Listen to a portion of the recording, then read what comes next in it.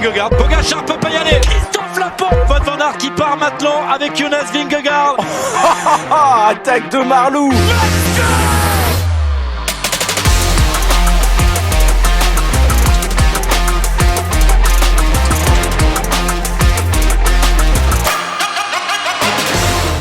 Bonjour à toutes et à tous et bienvenue dans un nouveau vélo podcast, le débrief de la deuxième étape de ce Tour de France avec la victoire de Victor Lafay, le gamin de chez Cofidis. Et forcément pour parler de Cofidis, François-Pierre Noël est avec moi. Salut FP.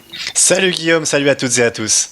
Il nous a régalé Victor Lafay avec sa victoire à San Sébastien. Déjà, avant de parler plus en détail de cette deuxième étape du Tour, juste la manière de gagner de Victor Lafay, cette identité Cofidis dont on parle depuis plusieurs mois dans Vélo Podcast mené par Cédric Vasseur, là, elle s'est concrétisée aujourd'hui à San Sébastien.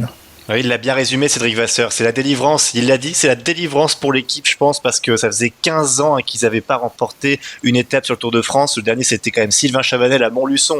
Quand on cite Montluçon et Sylvain Chavanel, ça remonte à loin, t'imagines un peu, 2008 sur le Tour de France. Donc voilà, Victor Lafay, ce qu'il fait, en plus, il est malin, il remporte une étape face à des cadors, il a tenu. C'était pas le plus fort aujourd'hui, c'était peut-être le plus fort hier, mais il gagne aujourd'hui. Franchement, respect, mais cette attaque au kilomètre, il faut être malin. C'était rarement français de faire ça depuis quelques années. Il l'a fait et franchement ça marche bien et on est super content pour lui quoi. Mais déjà hier on le sentait venir, Victor Lafay. C'était le seul à avoir suivi Pogacar et Vingegaard dans la côte de Piquet avant que les Yates ne s'échappent dans la descente. Mais dans la montée, dans ce mur où les basques étaient en ombre, la marée orange qui était là, Victor Lafay il était là et c'est même lui qui à un moment donné relancé, qui a attaqué aussi les deux grands favoris de ce Tour de France. Et voilà, alors c'était le plus fort, je sais pas si c'était le plus fort hier, en tout cas c'était le seul à suivre les deux grands cadors du Tour de France, ça c'est sûr. Ouais, et puis franchement, c'est un coureur qui grandit bien, dans une structure qui grandit bien. Moi, je trouve que tout est fait étape par étape et c'est vraiment une énorme récompense pour Cédric Vasseur pour tout le travail qu'il fait depuis qu'il a repris l'équipe voilà, c'était une équipe française à la rejaillir un peu standard avec un gros leader à l'époque, Nasser Boigny, on se souvient comment c'était un peu géré cette équipe et maintenant voilà, depuis que Cédric Vasseur a repris ça, il y a plusieurs cartes à jouer, il a construit une superbe équipe pour ce Tour de France. Alors oui, je suis dithyrambique aujourd'hui parce que c'est un peu le résultat de tout ça, mais je trouve que quand le travail est bien fait, faut aussi le dire et depuis quelques années, c'est très bien fait à Cofidis en tout cas. Ouais, on va en parler plus en détail dans quelques minutes donc dans ce deuxième vélo podcast au cœur du Tour de France, puisque FP, on est là tous les soirs pendant le Tour de France jusqu'à Paris, un podcast débrief par soir. Et déjà, on va déjà commencer par remercier nos auditeurs de Vélo Podcast qui sont présents en nombre chaque soir pour nous écouter. Ouais, très très nombreux, on était quoi, plus 700 écoutes hier, déjà 650 aujourd'hui, on va être sur des chiffres assez fous, donc merci à vous évidemment. Vous n'oubliez pas, vous pouvez nous écouter sur Apple Podcast, Podcast Addict, sur YouTube, Deezer, Spotify, et n'hésitez pas évidemment à commenter, à réagir ou à mettre un pouce vers le haut ou des étoiles, ça nous aide beaucoup pour le référencement et pour que vous soyez toujours de plus en plus nombreux. Voilà l'instant promo Guillaume. Le pouce vers le haut, d'accord. Sauf quand toi tu parles mal, pouce vers le bas, mais non, pouce vers le haut plutôt, et on est sur des bases de plus de 15 000 sur le Tour de France, donc c'est juste énorme pour nous. FP, on va commencer avec notre podium de l'étape, ce qu'on veut retenir de cette deuxième étape du Tour de France, donc entre Vitoria-Gasteiz et San Sébastien. Vas-y, à toi l'honneur. Bon, Victor Lafay en 1 déjà, on en a un peu parlé, on va en parler évidemment, cette énorme victoire de Victor Lafay. 2, moi je dirais le marquage Pogacar-Vingegaard, j'aimerais y revenir un petit peu. Et puis après, moi j'aimerais parler aussi de Romain Bardet qui m'a paru bien en jambes aujourd'hui, qui s'est un peu remis d'hier, et puis je sentais un Romain Bardet qui avait de l'appétit, ce qui me rassure pour la suite du Tour. Et toi, ton podium, c'est quoi ? Bon, forcément, Victor Lafay en numéro 1, ça on va pas y échapper. Moi, le numéro 2, ça serait plutôt l'entente chez Jumbo-Visma. On a vu dans le final, il y a eu à un moment donné où Wout van Aert, il était dans un fauteuil pour aller gagner cette étape au sprint, avant que Victor Lafay n'attaque.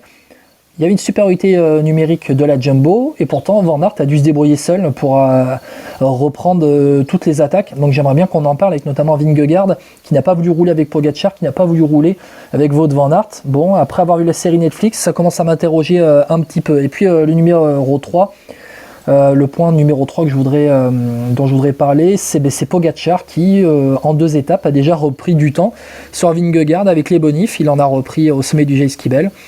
Donc petit à petit, Pogacar grignote tranquillement, et puis là il compte déjà 11 secondes d'avance sur Vingegaard. Bon, on va commencer par Victor Lafay, FP forcément. Victor Lafay qui donc remporté cette cette étape à San Sébastien. Très rapidement, je te refais le film de l'étape, on le fait pour nos auditeurs.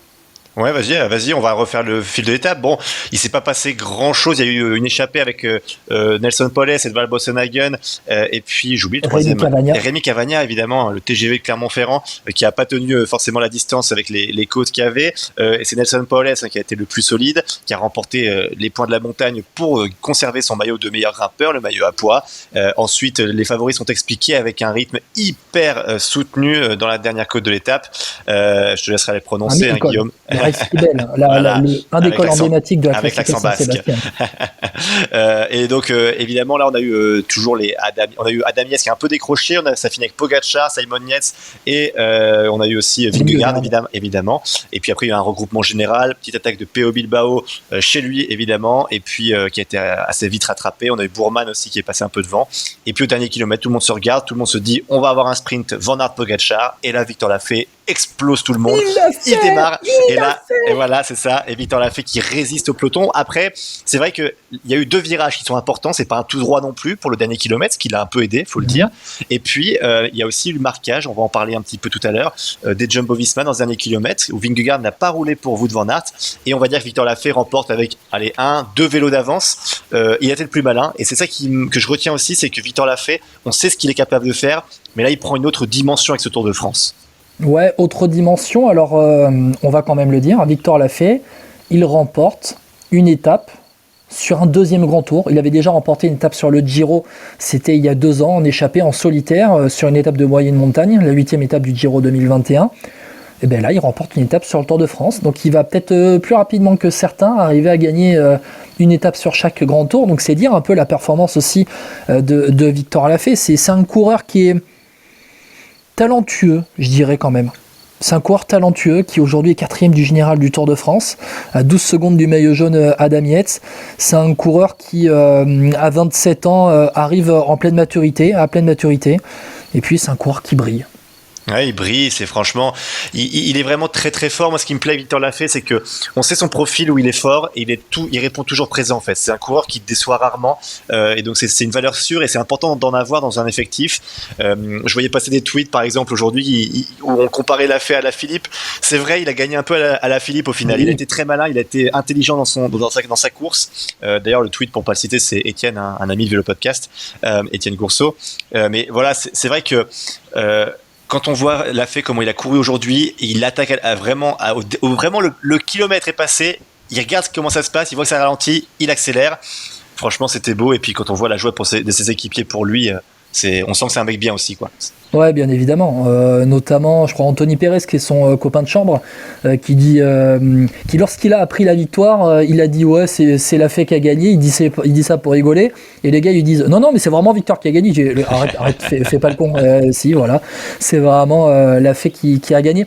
J'aimerais juste qu'on revienne un peu sur l'histoire de Victor Lafay très rapidement. FP, je me suis noté, alors je me suis un peu renseigné sur le gamin. Aujourd'hui, à 27 ans, c'est un gamin né à Lyon, qui est passé par le centre de formation d'AG2R au club de Chambéry d'ailleurs. Une pensée pour le Chambéry Cyclisme Formation qui va cesser d'exister à la fin de cette saison, puisqu'AG2R a choisi de créer aussi son équipe continentale. Il n'est pas forcément conservé chez Chambéry, et il est recruté par le club de DN1 de Bourg-en-Bresse. Avec le club de Bourg-en-Bresse, il brille, il remporte un titre de champion de France Espoir, il est stagiaire Cofidis, et puis il passe pro en 2018. Et c'est en 2021 qu'il explose vraiment avec cette 8e étape remportée donc sur le Tour d'Italie. L'année dernière, 2022, il fait 3e d'une étape sur Tirreno derrière Pogačar et Vingegaard déjà. Et puis cette année, il remporte la Classique Grand Besançon-Doubs. Il devait faire le Giro, et puis peu avant le départ, Covid. Et puis voilà. Hier, il attaque. Hier, il est présent avec Pogačar et Vingegaard. Aujourd'hui, il attaque au kilomètre pour remporter sa première victoire d'étape sur le Tour de France. Et sincèrement, vu la forme qu'il montre, je pense qu'on peut le voir plus tard aussi pendant cette grande boucle. Ouais, effectivement, l'appétit vient en mangeant, comme on dit souvent. Ouais. C'est une transition parfaite quand même, parce que cette victoire de Victor Lafay, c'est aussi la défaite de Wout van Aert, une défaite peut-être de la Jumbo-Visma, et je te fais une passe décisive, Guillaume, là-dessus. Tu voulais en parler là-dessus, justement, de ce dernier kilomètre, et la non-réaction de Jonas Vingegaard pour aider son copain Van Aert. Ouais, pour moi, c'est plus une défaite de Jumbo-Visma parce que Wout van Aert, au final, c'est lui qui règle le sprint, aller à un vélo derrière, un ou deux vélos derrière Victor Lafay, mais c'est lui qui règle le sprint du groupe des favoris. Mais Wout van Aert, ils étaient en surnombre, les Jumbo-Visma. Il y avait encore une fois un Kelderman qui était là dans le groupe final. Je suis en train de regarder en même temps, tu vois, le classement avec ce groupe, il termine, ils sont 24. Voilà. Il y avait Tige Benoît aussi, hein. Voilà, avec Tige Benoît également qui avait passé la difficulté du Race Kibel, en tout cas qui avait recollé dans la descente. Il était 24 à l'arrivée, il y avait 4 jumbo pour rouler, en tout cas 3 avec Wout van Aert. Et au final, c'est Wout van Aert qui devait se débrouiller seul dans les 2-3 derniers kilomètres lorsque ça a attaqué. Et c'est peut-être en fait aussi la victoire de la UAE qui a usé.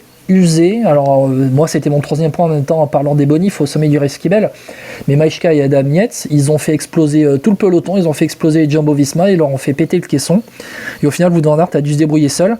Et quand je te parlais dans le podium, dans le menu de la série Netflix qu'on a vue, qui est sortie pendant le mois de juin, portant sur le Tour de France de l'année dernière, ça commence à m'interroger un petit peu sur tu vois, les ambitions de chacun. Et Jonas Vingegaard, on dirait qu'il veut tellement courir à l'économie, ou en tout cas l'année dernière, Wout van Aert, il s'était mis à la planche pour Jonas Vingegaard, mais là aujourd'hui il n'a pas rendu l'appareil. Je pense à Otakam l'année dernière par exemple, où il fait péter Pogacar, Wout van Aert, avant de laisser Vingegaard seul. Là c'était peut-être le moment pour Vingegaard de rendre l'appareil, il l'a pas fait, c'était peut-être à lui de rouler dans le final s'il était si en forme que ça. Juste sur l'attaque de Victor Lafay par exemple, tu vois, Victor Lafay il en a placé une, il allait au bout. Ouais, c'est ça. En fait, si Vingegaard avait fait ce relais au kilomètre, peut-être que ça aurait permis derrière d'aller remporter cette étape avec Wout van Aert. T'en penses quoi toi? Moi, je vais remonter un peu avant. Pour moi, l'erreur de Vingegaard, c'est pas là. Bon, je peux comprendre. Peut-être qu'il aime moins frotter. Il était peut-être un peu fatigué. Ou il ne voulait pas rouler pour pas prendre de risque d'une chute. Peut-être aussi, on ne sait pas. Il ne le sentait pas, en tout cas, visiblement. Mais je pense que l'erreur qu'il fait, Vingegaard, c'est pas là, c'est surtout avant. C'est quand ils partent avec Pogacar à 2. À un moment, Pogacar lui demande un relais à nouveau. Dans la descente, il refuse. Et là, je comprends pas trop pourquoi. Parce que s'ils partent à 2, UAE roule pas. Jumbo, qui sont en supériorité numérique derrière, ne roule pas. Je suis pas certain que le groupe revienne. Alors oui, il y a encore quand même une dizaine de kilomètres, mais je pense que ça revient pas. Et oui, j'ai compris que si Pogacar gagne l'étape, il reprend les bonifications. Mais au final, s'il fait deuxième, Vingegaard, il en prend aussi. Donc l'écart aurait été le même. Je vois pas trop l'intérêt en fait de pas avoir roulé à ce moment-là. Et le calcul est pas terrible. C'est 10-6-4 les bonifs. 10-6-4, oui d'accord. Ouais, mais sauf que là, Pogacar a terminé troisième, il a pris 4 secondes de bonif. Oui, mais ça change rien au final, tu vois. Mais ce que je veux dire, c'est que pour moi, il aurait dû tenter le coup, quitte à tenter, je sais pas, à un moment une attaque contre Pogacar, ou tu vois. Mais c'est pas une surprise, c'est comme hier en fait. Hier, c'est comme hier, oui. Mais je te l'avais dit. Il a refusé de rouler. Je te l'avais dit, Vingegaard, pour moi, il va faire un Tour de France un peu plus attentiste. Je pense qu'il va regarder, il va voir ce que veut faire Pogacar, un peu que Pogacar montre ses cartes, sauf que Pogacar, la différence avec l'an passé, c'est qu'il est plus tout seul, et c'est qu'il a une meilleure équipe, en tout cas quand ça grimpe, que la Jumbo-Visma. Et la Jumbo-Visma, s'ils veulent remporter ce Tour de France, il va falloir tenter de piéger Pogacar sur des étapes, pas forcément les plus attendues, pas des étapes de montagne, mais des étapes un peu comme celle-ci, accidentées, on va dire. Il va surtout falloir que la Jumbo-Visma se mette dans la même direction. C'est surtout ça, parce qu'aujourd'hui, en fait, tu avais 2 leaders chez Jumbo-Visma qui n'avaient pas le même objectif. Tu avais Wout van Aert qui voulait gagner l'étape, et tu avais Jonas Vingegaard qui voulait s'économiser en vue des 3 prochaines semaines. Et là, en fait, ça devient compliqué à gérer, parce que c'est le personnel qui parle. Mais encore une fois, moi je reviens sur le Tour de France de l'année dernière où Wout van Aert s'était mis à la planche. Vingegaard était bien content d'avoir Wout van Aert pour l'aider. Là, c'est dans l'autre sens. Et tu parles de stratégie. Il y a peut-être une stratégie chez Jumbo-Visma de laisser Pogacar s'épuiser, attaquer de partout. Il y a peut-être ça un petit peu aussi. Ouais, Pogacar, en fait, il attaque. Il fait pas des attaques énormes non plus. On va se calmer pour l'instant. C'est pas non plus. Alors oui, il est peut-être fatigué, il est peut-être pas à 100%, mais quand même. Mais souviens-toi de ce qu'on disait l'année dernière. Souviens-toi de ce qu'on disait l'année dernière aussi. C'était pas pareil aussi. Il y a eu une étape pavée avant. Enfin, où là, pour l'instant, je m'inquiète pas pour la récupération de Pogacar pour l'instant. On verra ce qui se passe par la suite. Pour l'instant, ça m'inquiète pas trop. Juste faire un point aussi quand même. Il y a eu des perdants aujourd'hui malgré tout. Juste, on clôt le chapitre Pogacar-Vingegaard, le point sur les bonifs. Donc depuis hier, Pogacar a pris 16 secondes de bonif, Jonas Vingegaard au sommet du Resquibel il en a pris 5, ce qui veut dire qu'au classement général, Pogacar, non pas troisième du général, Pogacar, deuxième du général, dans la même seconde que Simon Yates, donc Pogacar est deuxième entre les frères Yates, et Vingegaard est sixième à 17 secondes, donc 11 secondes d'écart entre Pogacar et Vingegaard. Vas-y FP. Oui, c'est la transition sur les perdants du jour. Alors, on peut noter que Guillaume Martin a encore perdu du temps. C'est pas des montées qu'il apprécie forcément beaucoup. Ça, on peut le comprendre. Après, Guillaume Martin, c'est toujours pareil. Hein, il va décrocher un petit peu, mais il va jamais être près des meilleurs. Donc, on va voir si ça sera suffisant pour un top 10. Bon, après, pour Cofidis, c'est bon. Hein, avec la fée qui gagne, c'est bon. Tu peux y aller maintenant, Guillaume Martin. T'inquiète pas. Ça, c'est vrai. Et par contre, plus inquiétant, et c'était un de mes favoris pour le podium, c'est Ben O'Connor, qui a beaucoup de mal. Alors après, il est tombé aujourd'hui. Hein, faut dire que c'était peut-être ça aussi, pour ça qu'il a eu plus de difficultés. Donc voilà, Ben O'Connor. Et puis moi, je voulais revenir sur Romain Bardet tout à l'heure. J'en parle brièvement parce que je trouvais plutôt bon dans le placement, intelligent sur le sprint. On a retrouvé un Romain, je trouve, qui a de l'appétit. Donc Romain top 5, ce serait pas voilà, je pense qu'on n'est pas dans le faux quand on dit ça, parce que Romain Bardet il avait l'air très très bien. Et à contrario, je mettrais que David Gaudu m'a un poil déçu aujourd'hui, toujours à contretemps. C'était beaucoup plus difficile. Madouas l'a bien aidé pour le remonter à un moment donné. Pinot, je crois, était beaucoup moins bien. D'ailleurs, il a décroché assez vite. Hein. Lui, il a perdu beaucoup de temps aujourd'hui, Thibaut Pinot. À 2,25 dans le groupe Alaphilippe, Madouas Alaphilippe, Pinot à 2,25. Et donc David Gaudu, alors il a tenu. David Gaudu perd pas beaucoup de temps au final sur ces 2 jours. Il est parmi les meilleurs second couteau, si on peut dire, les meilleurs pour le podium. Mais j'espère que ça va aller mieux pour la suite, parce qu'il me rassure pas tellement dans son faciès, dirons-nous. Alors je vais apporter de l'eau à ton moulin. C'est une expression qu'on aime bien sortir dans Vélo Podcast. J'ai entendu David Gaudu dire, en tout cas j'ai lu David Gaudu disant que il avait beaucoup moins en tête cette étape d'aujourd'hui par rapport à l'étape d'hier, il était un peu moins impliqué dans la tête, je sais pas trop ce que ça veut dire, mais au final il a réussi à suivre. Et puis alors il termine dernier de ce groupe de favoris, 24e de l'étape du jour, et il fait partie de ceux qui finalement, alors on va enlever les bonifs, mais n'ont perdu aucune seconde. C'est ça. On va dire dans le groupe des Vingegaard Pogacar, qui hier étaient dans le groupe de favoris. Tu as donc aujourd'hui 13 gars en 22 secondes qui se tiennent en 22 secondes entre Adam Yates et Vico Kederman 13e. David Gaudu est 12e. Voilà, il est là, il est présent, il est placé. Et puis Romain Bardet, lui, il avait perdu un peu de temps hier. C'est dommage, mais Romain Bardet, c'est un des coureurs les plus réguliers chez les Français dans les courses par étapes depuis bon nombre d'années. Il prouve qu'il est encore là. Romain Bardet, 15e du général à 43 secondes de Adam Yates. Effectivement, donc voilà, donc c'est vrai que cette étape a été... en tout cas, le week-end basque a été très intéressant. Franchement, c'est quand même pas ennuyé. Ça, c'est toujours sympa, et c'est vraiment à retenir pour les prochains Tours de France, hein, pour Christian Prudhomme, en tout cas, et celles et ceux qui font les parcours. Venez beaucoup plus dans le sud-ouest, venez beaucoup plus vers les Pyrénées. Vous avez dans le nord de la France. Ou dans le nord de la France aussi. Aussi, mais c'est vrai que les Pyrénées, je trouve qu'elles sont un peu escamotées ces dernières années. Alors, je parle pas de Pau, hein, mais non. Pau, on y est toujours. Pau, ils ont un abonnement. Ils ont l'abonnement tous les ans. Exactement. C'est le télépéage. Tu passes à chaque fois, hop, tu y vas direct. Mais les Pyrénées sont pas assez utilisées, et puis je te dirais même le Pays Basque, même français, n'est pas assez utilisé. Tu as de vraies belles côtes aussi dans le Pays Basque français, et j'aimerais bien qu'ils y reviennent plus souvent. Donc voilà, le message est passé. FP. Juste un mot sur peut-être le maillot vert qui est pour Victor Lafay. On aura un maillot distinctif côté français demain. Même s'il n'est pas très beau ce maillot vert, hein. Tiens, je tiens à le dire aussi. Hein. Mais qu'est-ce qu'il est moche! C'est pas possible. Il était magnifique quand c'était Eric Zabel qui le portait. Ouais. C'est les souvenirs d'enfance, hein. Bon, c'est après, voilà. Mais non. J'allais te dire Jean-Patrick Nazon chez AG2R, mais je ne sais pas s'il l'a porté un jour. Je crois pas. Je crois pas. C'est dommage. Il l'aurait mérité. Jean-Patrick, si tu nous écoutes, tu nous envoies un message, tu nous le dis. Faudrait le retrouver, tiens. On va chercher ça, tiens. Je ne sais pas si on pourrait l'avoir dans le podcast, ce serait bien, franchement. On a eu John Gadré, pourquoi on n'aurait pas Jean-Patrick Nazon? Mais exactement. Faudrait qu'on ait John Gadré. Et puis Jimmy Casper, tu voudrais avoir, si peut-être. Ouais, pas mal. On ferait qu'on teste ça. Allez, on s'en faisait un peu des défis comme ça. Très rapidement, FP. Avant de passer à demain, le petit point rapide sur un peu ceux qui sont là encore dans ces 22 secondes. On va quand même le dire. Parce qu'Adam Yates donc, est leader du général avec 6 secondes d'avance sur Pogacar et son frère Simon Yates. On sentait bien que les UAE, ils avaient envie de filer le maillot à Simon Yates au sommet du Resquibel avec la bonif. Mais bon, il y en a... voilà, le Vingegaard a attaqué pour lancer le sprint et donc Pogacar l'a sauté sur la ligne. Victor l'a fait 4ème du général, il est là quand même à 12 secondes. Wout van Aert et Vingegaard à 16 et 17 secondes. Et puis tu as ce peloton entre la 7ème et la 13ème place à 22 secondes avec Woods, Skjelmose, Hindley, Landa, Carlos Rodriguez, David Gaudu, Wilco Kelderman. Voilà, là on a fait le point. Ceux qui ont perdu du temps aujourd'hui, Mathieu Van Der Poel à 14 minutes, ça quand même, on l'attendait sur ces 2 premières étapes, ça fait mal de le voir. Et puis je me suis noté quelques coureurs qui avaient lâché du temps aujourd'hui. Warren Barguil a plus de 6 minutes, Daniel Felipe Martinez à 7 minutes, Lutsenko et Esteban Chavez à 8-12. Et puis aujourd'hui, dans le groupe à 14 minutes, dans un premier groupe Eto, Van Der Poel, Jorgensen, Rigoberto Urán. J'ai 2 petites surprises, allez, une surprise en tout cas, un gars que je vais suivre un petit peu, c'est Steph Kras de la Total Energy, qui était déjà pas mal, petite surprise chez l'Auto Soudal, avant lorsqu'il était.